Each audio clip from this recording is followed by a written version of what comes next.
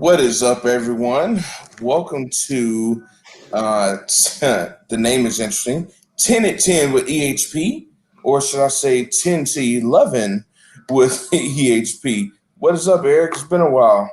Yeah, it has been. Hey, you know what? There's still the tens in there, so it's 10 minutes till. This So is true. we're, This is we're, true. we're keeping in line with the theme. Exactly. Well, listen, man, it feels good to kind of be back in this seat again. You've been holding it down for us. Definitely appreciate it.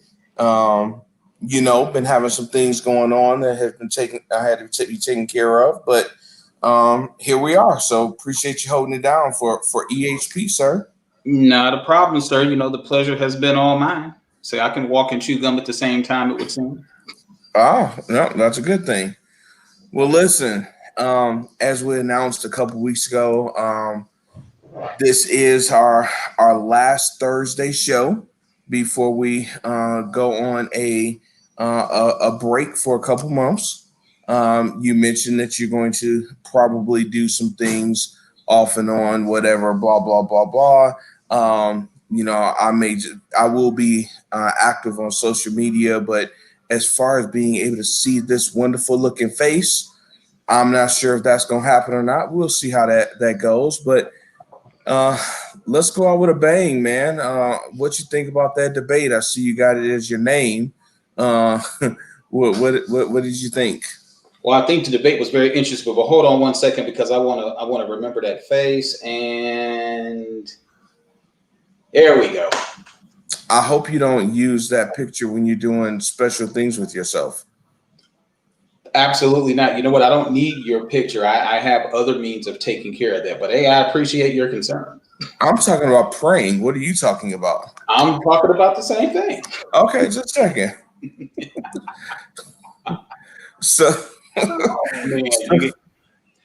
so you asked me a question before we went on air. I'll ask you the same question. Were you disappointed? Were you surprised? What did you think? I was surprised at the first probably 40, 45 minutes of the debate that the president actually kept some composure. He actually presented himself as presidential. So I was very surprised about that. And of course, the last 15 or 20 minutes of the debate, you kind of see where it was leading towards him getting ready to lose it. So luckily, it was a 90-minute debate. And had it lasted any longer than that, then we would have had the fiasco that we had a few weeks ago during the first presidential debate.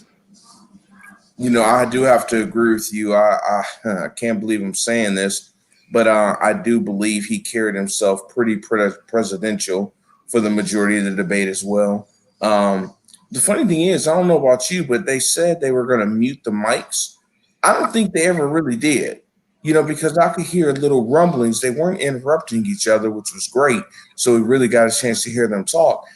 But as far as I was able to hear Biden a few times, moan and say little things under his breath, as well as Trump. So I really don't think they actually muted the microphones. No, I don't either. And to be honest with you, I think that it would have been a shame had they had to mute the microphones, because we are talking about one of these two gentlemen are going to be the president or reelected president of the United States. And for us to have to stoop to such a tactic in terms of muting the microphone of somebody who's supposed to be our voice, and I found that very ironic. The voice of America had to be muted during the debate. I thought that would have been hilarious. Yeah. Well, it was a decent debate. It's like a debate what we're used to. I'll say that much. But what are some things that kind of stuck out to you that you thought were interesting, or whatever? What stuck out to you? Well, for one, President Trump just kept alluding to the fact that he has, done more in terms of creating jobs before the pandemic. You know what? I just was taking a look at the top presidents that actually created jobs for America, and ironically, President Trump is not amongst them. So I'm going to see if I can go ahead and bring it on the screen, but if not, then I can just go ahead and just rattle them off. Going from, looks like it stopped at President Obama. So President Obama, this is going from top to bottom, then followed by President Eisenhower, then followed by President Nixon, President Johnson, President Truman, President Carter, President Reagan. And would you like to guess who the top getter was in terms of the most job development during his presidency after President Reagan? Kennedy. No, Kennedy was on that list, but Kennedy was not quite there. So we got President Franklin Roosevelt. Then we have, then we have President Clinton. And President Clinton actually has created the most actual jobs, 18.7 million jobs during his administration. President Roosevelt created the largest percentage during his administration at 35.8%. So President Trump didn't even crack the top 10 as he bolsters, all of these wonderful jobs that he's created. Now, keep in mind is that his numbers are still pending. If he continues to trend where he's trending, then he should be somewhere right around number 7 or number 6 at the end of his first term. But so is he on that list at all? He's not on that list at all. So my question is, and I gotta play devil's advocate here, when was that list created? 2019, before the pandemic. So 2019. Okay. Now the largest percentage of his job creation, ironically, was the year after he took office. So what happened with a lot of these, with a lot of the presidents, is that whatever the previous president was doing, a lot of that stuff piggybacks off of what the current president is doing. So a lot of that stuff was like implemented, and a president can't immediately supersede another presidents in terms of like job programs and stuff like that. It does have to stay implemented for a certain amount of time before they can undo it. That's why President Trump is having such a hard time undoing Obamacare. Right. Well, what I found interesting, there's two things that kind of stuck out to me during this debate. First one was, I like how the moderator had different topics, 6 topics in all to cover. But what I found interesting is when it got to race, they answered like an initial question about race, and then they start talking about other things and really didn't stay on the race topic. They kind of touched on it a little bit, at least Biden did. But as usual, Trump kind of went away from it. Something he said I found interesting. He kind of actually told the truth a little bit. And I found that to be interesting. He said he's the least racist. He didn't say he wasn't racist. He said he was the least racist. So I found that pretty interesting. So he didn't say I'm not racist at all. He just said I'm the least racist. So I thought that was interesting. And the last thing I want to point out, and I would love to hear your take on all of this, is when Kamala was during her debate, people bashed her and people bashed Biden for not addressing Trump as President Trump. I really want to hear where those Trumpsters are now, because he did not, at one single time that I'm aware of, did he address President Obama as President Obama. It was always Obama. So I'm really interested to see where those people are tonight. You know what? See, here's the thing about, I guess, a president addressing another president. Like, by law, we have to address a former president as president.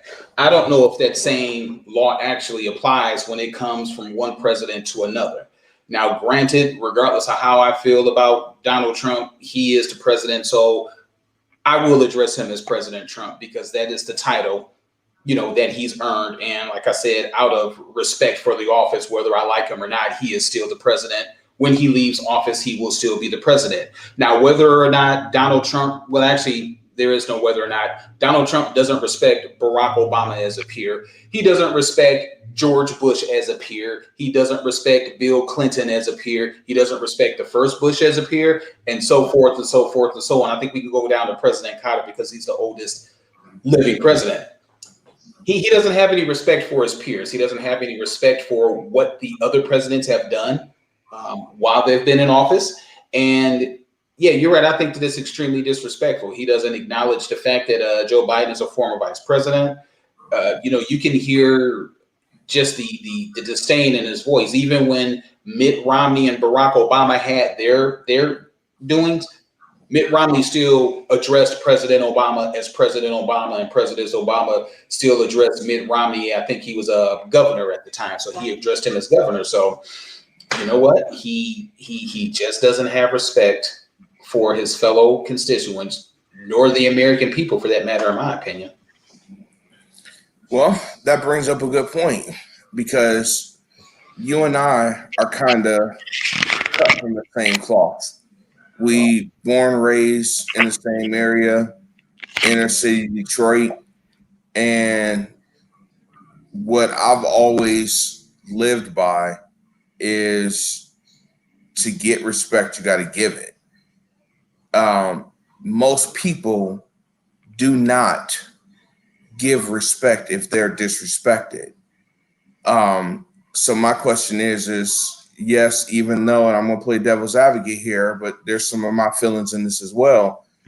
Why do you respect someone who clearly does not respect you? And I mean, I'm not saying you as an individual, just in general. Trump, obviously, as you mentioned, has no respect for many people. So why should he receive something that he cannot give? James, we both grew up with very, very strong parents, and respect, I know in your household, was extremely big. Your dad commanded respect, your mom commanded respect, and whether there was a like or a dislike for that authority figure as an adult, there was always a certain amount of respect that we were required to give that individual. We didn't have to like them, but in the presence of that person, they did have to be respected. So in this particular case, whether I respect or whether I like or don't like the individual that's going to be president, I still have to show a certain amount of respect. Whether that respect is reciprocated or not, you know what, that's on that individual. Karma will come back, whether it's politically, whether it's personally. At some point, the lack of respect that he shows for everybody will come into play. I firmly believe if somehow he does wind up becoming president, I really don't see him having control over the Senate. Obviously, I don't think the House is going to go anywhere. But if Donald Trump becomes elected president, I fully expect that the Senate is going to wind up swinging the other way. And then it's going to be hell for him to pay politically if that happens. Well, we shall see, sir. We shall see. All right. What else you got on the debate tonight, sir? As far as the debate, I thought it was hilarious when Joe Biden called President Trump Abraham Lincoln. I thought that was funny. Did you catch that? You know what? I'll be honest. I got a little distracted at that time, so I heard him say something about that, and then Trump tried to jump in and say something like I didn't say that or whatever, because I know Trump had said something earlier prior to that he's done more for blacks, maybe even more than Abraham Lincoln or something like that, he said. So what exactly was the context of Biden referring to him as Abraham Lincoln? He was talking about the fact that the job rate wasn't as great for African Americans as he was alluding to. He was talking about the deportation, of the immigrant children. So he was just going on and on and on about all of the things that the great liberator, President Donald Trump, has, quote, done for minorities. So I found that very funny, and I'm a bit of a historian, so I think we've had this conversation off topic. The fact that Abraham Lincoln really didn't free African Americans in terms of slavery because he was a great guy. He did it because it was a numbers game. Had he not done that, then the North would have been greatly outnumbered in terms of sheer manpower for the Civil War. So the only reason why he did that, blacks could not legally serve in the military. When he freed slavery, when he came up with the approximation, that allowed African Americans to serve in the military. So basically, he superseded a law that was put in place. You know, we were 3/4 of a people. How can 3/4 of a people serve in the military? Right. You know, so he had to do that. It was a pure numbers game. Abraham Lincoln was not a great liberator. He did it to save his own ass, to be honest with you. So I don't know where everybody is getting this context that Lincoln did it out of the goodness of his heart. He did not. Now, yes, he did do it, and yes, we did greatly benefit. We greatly benefited from it. That's funny, but no, absolutely not. We were freed because he needed the manpower, and ultimately, we're where we're at today.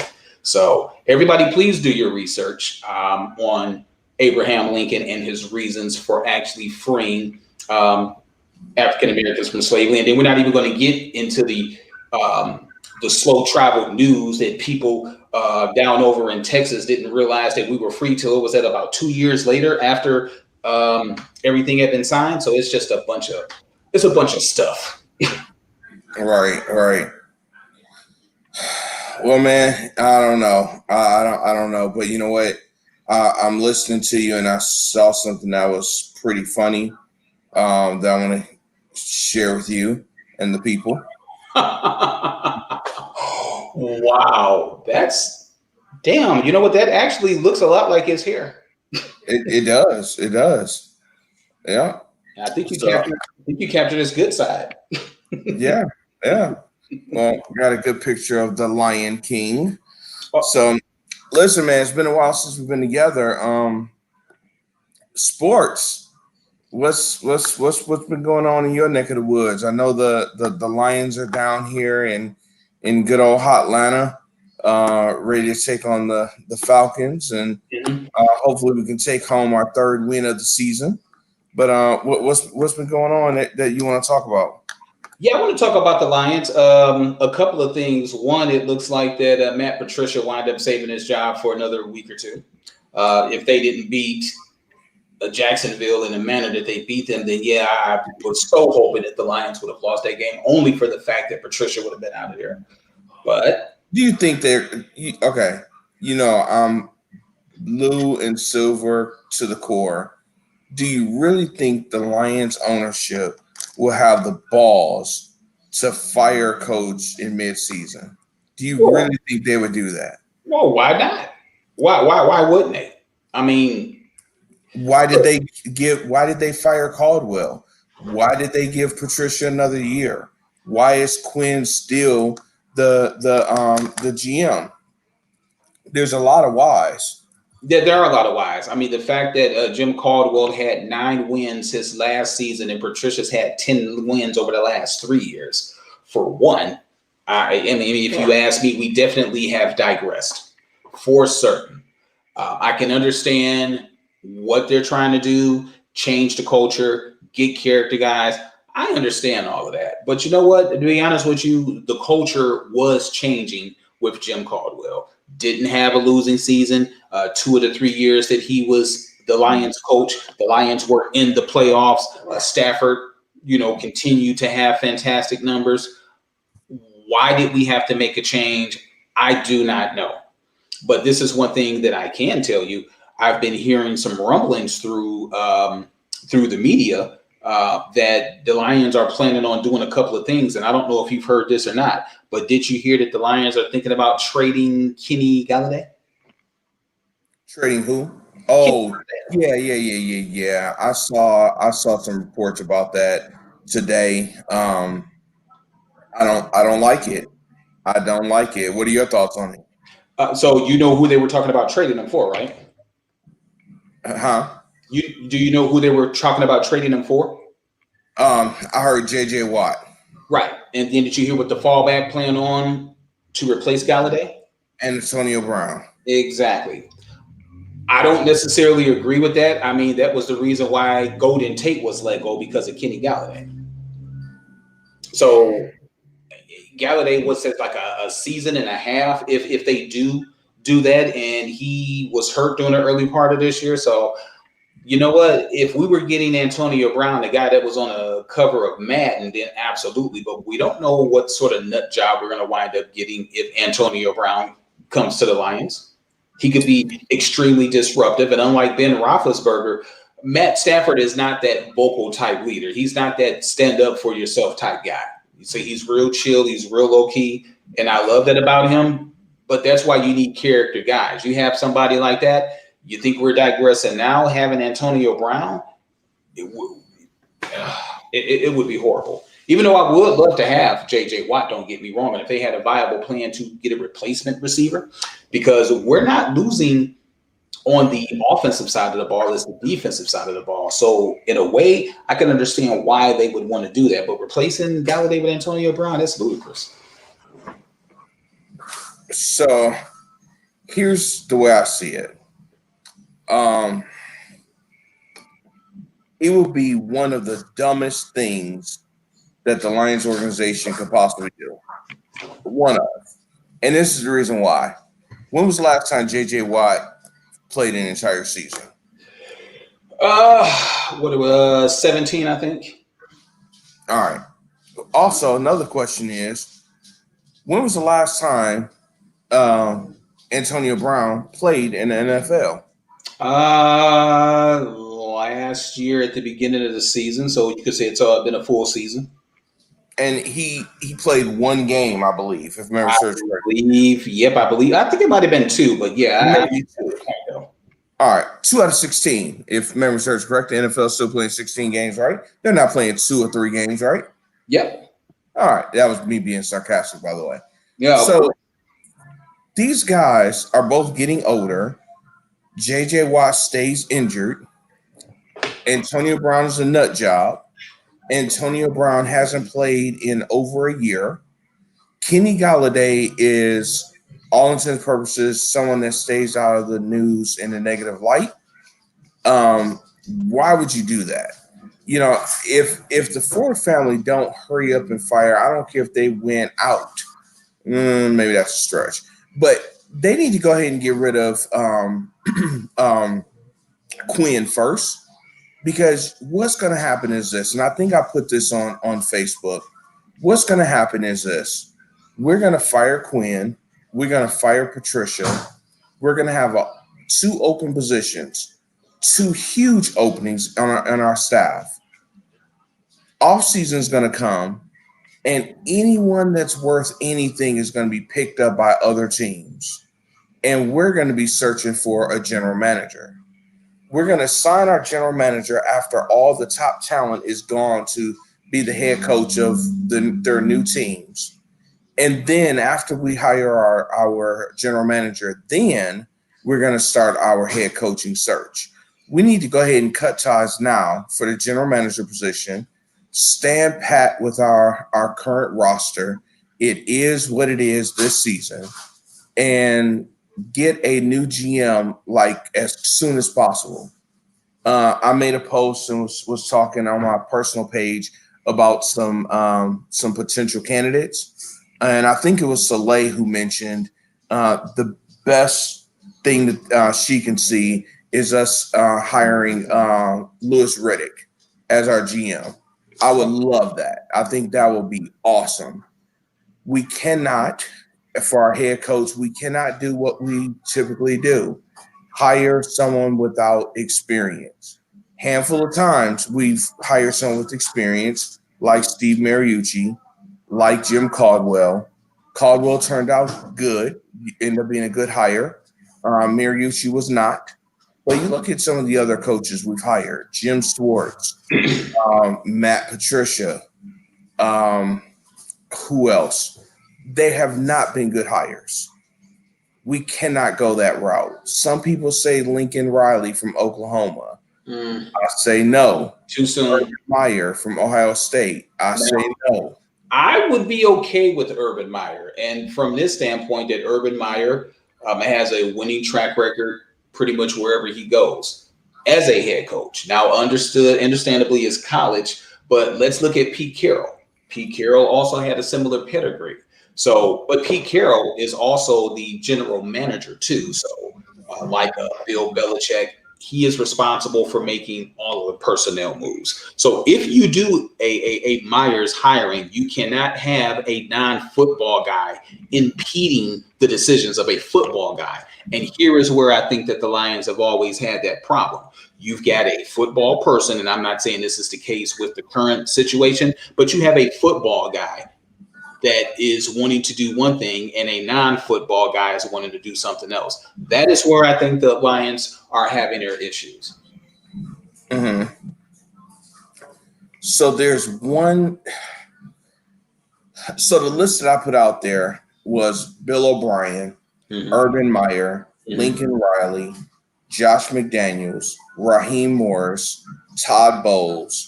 And I didn't want to go too deep, even though that was a nice lengthy list. But someone said who my number one choice would be. I just don't see it ever happening. And that is, I butcher his name, Eric Benjamin, the OC over in KC. I'm butchering his name, so I'm not even going to try it again. That's my first choice. I would love to see that happen. No, he does not have the head coaching experience that I just talked about. He would be that hot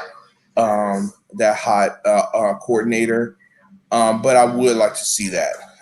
Unless we look at Raheem Morris, who's is the interim head coach in Atlanta. Unless he does pretty decent, then I would love to see that happen potentially.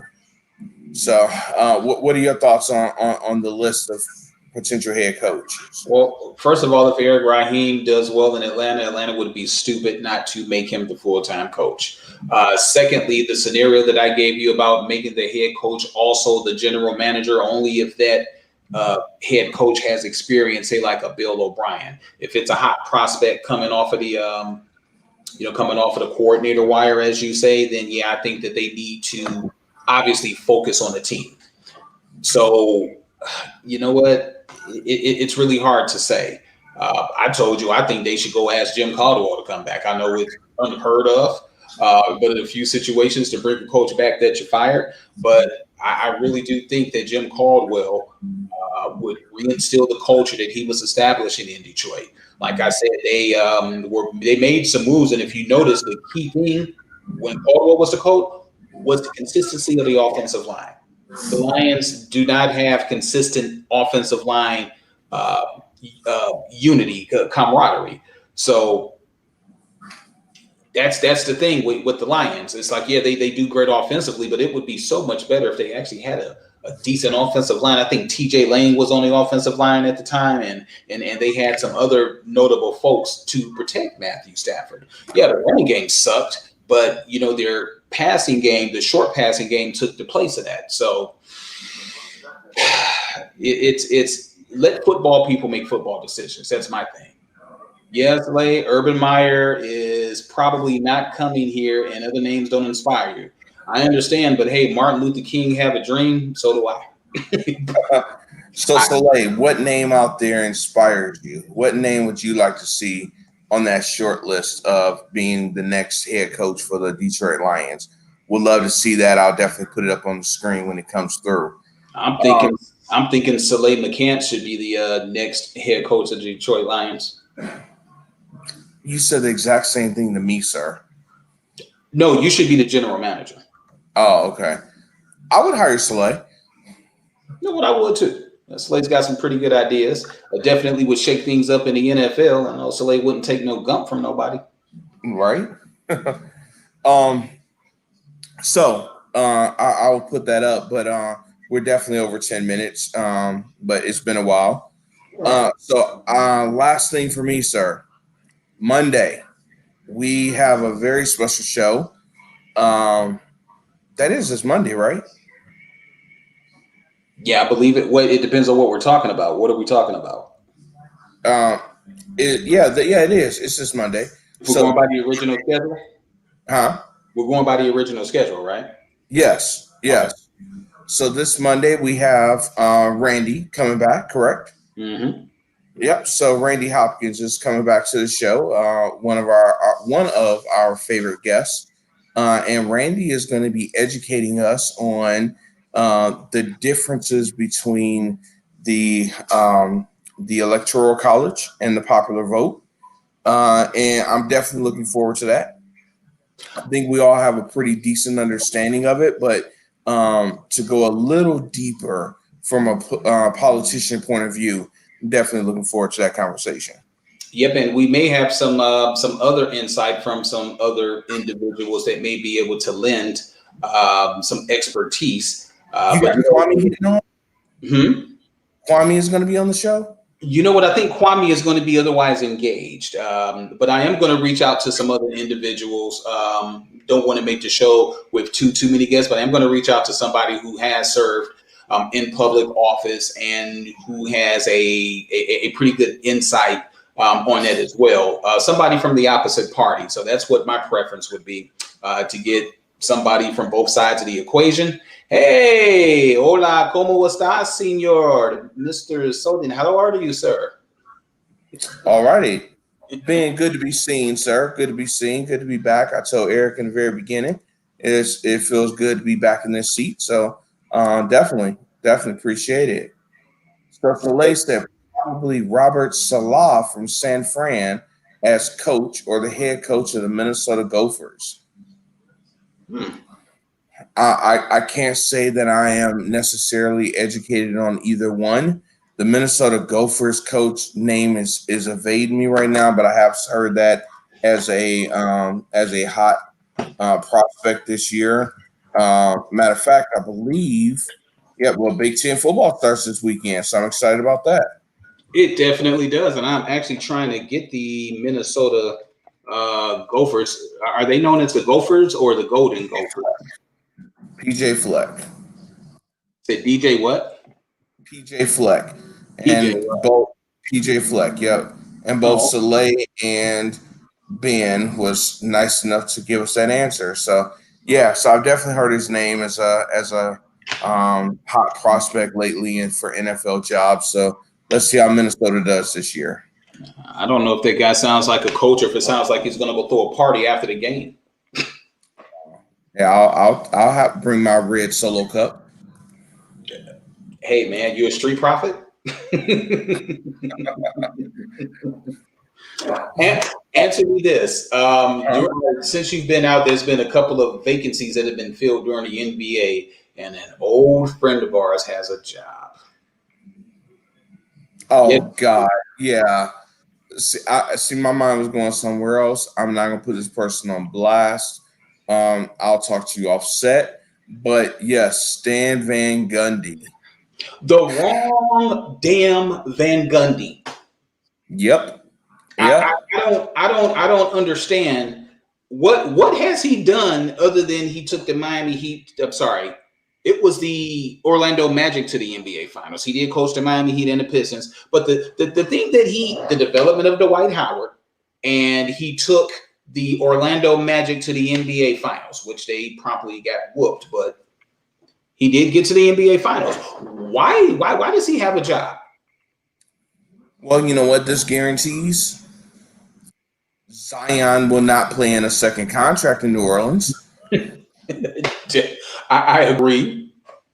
I mean, guarantees that. I mean, Tyronn Lue, he did get the job with the Clippers. You know, I'm happy to hear that because I think that's a good fit. Obviously, we talked about Doc Rivers. I think that right before you left, I think Doc had got signed with the Sixers. But I mean, my word, I mean, Byron Scott doesn't have a job. Sam Cassell doesn't have a job. I'm going to continue to talk about the Mark Jackson carousel. He doesn't have a job. I mean, I think Jason Kidd still is an assistant with the Lakers. I mean, you got all of these qualified head coaches, assistant head coaches. And again, Stan Van Dam. I mean, really, I would have rather have had Jeff. You said Stan Van Dam. Yeah, Stan. Yeah, that's exactly what I said. Stan Van. It's like, damn, he's got another job. Yep, he does. Like, I can't believe. You know what? If I had a piss poor performance like Stan Van Gundy has had, and then still go out and still get a job, and what does he make? Like $4, $5, $6 million a year, and he's got like a 3 or 4 year contract. So this man, if he gets fired, he's going to wind up with $20 million whether he does a good job or not. So think about this. You have to really think about what we're talking about here, Eric. Mhm. We started the show talking about someone who is incompetent to run the job, to have the job they currently have. Now we're ending the show talking about someone who is incompetent to have the job that they have. Trump and Gundy, Van Gundy, Stan, to be more specific, they're the same person. They're incompetent. Well, Van Gundy has better hair, Truth, truth. and he can grow a mustache. Luigi, he looks like Lu- Luigi from. yeah. All right, man. Well, it's been real. It's been fun. Um, I'm gonna get out of here. We're gonna get out of here, Okay. and I will look forward to seeing you, talking to you, and talking to the good people out here on Monday at 7 p.m. Okay. Oh, I've got one other question for you before we hang up, and this is something that I actually asked you. It was early this week, but you never answered it. So, which game should I get first? Should I get Madden 2021 first or 2K21? So it's funny you asked that because here's what happened there. I typed my response and for some reason didn't send it. Don't know why. Don't know if my phone wrong. I don't know what happened. But I actually responded to it today because when I got ready to instant message you, it was sitting there. I would definitely say Madden and wait on NBA because NBA 21 is the exact same game as 20. There's nothing majorly different. They don't have the rookies on it because they don't have where the rookies are going. So I'll say get NBA 21 after the updates are made and all that good stuff, but definitely Madden. You know what? That's crazy that they sold like I think 7 million copies of the duplicate of 2020. Amazing. It is. It's very amazing. But yeah, definitely go Madden. Uh, we need to get a franchise going. Matter of fact, this is an open invitation, an open challenge to anyone. Bring it. Madden 21, PS4. I'm ready. I know people are going to be getting PS5 and all that good stuff, but man, I got kids. Yeah, as do I. And looking forward to seeing like our good buddy Ben over there with the unfortunate injury to Mr. Prescott. And my prayers and thoughts are with him. I'm not a Cowboy fan by any means, but I hate to see such a young, promising talent stricken with such a serious injury. So I am hoping for a speedy recovery. Definitely want Dak to get out there healthy and continue his career, and definitely want that man to get his money. So I would agree with you, but there is something that you must see. I posted on Facebook. You probably didn't. This was amazing.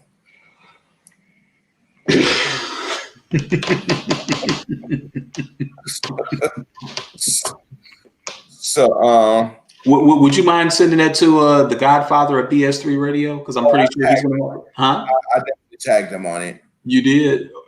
Yeah, I'm surprised that he didn't send you back a response.